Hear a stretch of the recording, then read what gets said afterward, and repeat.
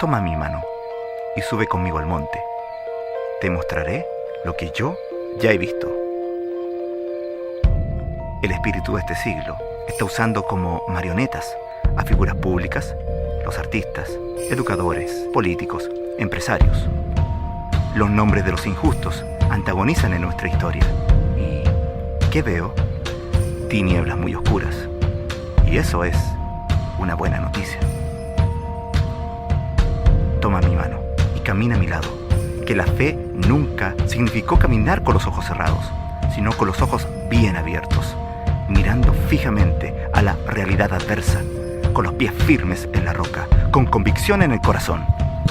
A esa realidad, hoy le grito mi promesa: no cederé ni un centímetro más.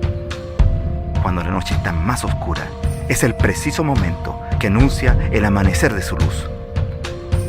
Toma mi mano, que más que vencedor nunca significó el no caer, sino vencer a quienes antes nos habían vencido. Toma mi mano y te aseguro una cosa: no será fácil, no tiene por qué ser fácil, y no quiero que sea fácil, porque mientras más grande sea la adversidad, más grande la victoria. Toma mi mano y te ofrezco una cosa, solo una cosa, lo mismo que una vez ya nos ofreció nuestro maestro: una cruz. Los muertos no tienen nada que perder, y quien no tiene nada que perder se transforma en un imparable, un hombre que no negocia, no tranza, no comercia, no cede. Su alma está fuera del mercado, se transforma en un cristiano sin precio, en un incorruptible. Quien le pierde el temor a la muerte está preparado para el sacrificio. No hay nada que se le pueda arrebatar a quien en vida ya ha muerto para Jesucristo. La cruz es la causa y aquel que murió, nuestro heroico paladín, que nos inspira a ser un verdadero discípulo.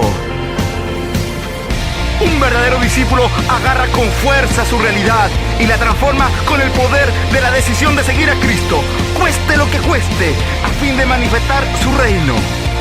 Un verdadero discípulo levanta su voz sobre cada contingencia y expresa sin temor la verdad del cielo. Un verdadero discípulo tiene el coraje de negarse a sí mismo, tomar la cruz cada día y seguirle hasta donde el mismo caminó, hasta la misma muerte.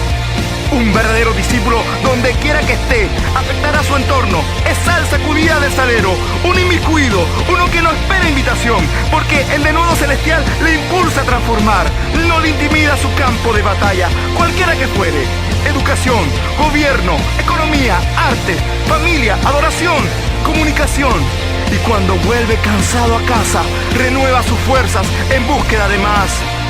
Un verdadero discípulo no se desanima por el tamaño de los gigantes a enfrentar, sino con pasión celestial compara a su Goliat con el tamaño de su Dios y se sonríe porque tiene prometido volver del campo de batalla con más de alguna herida. Un verdadero discípulo toma hoy mi mano y sube al monte de Dios.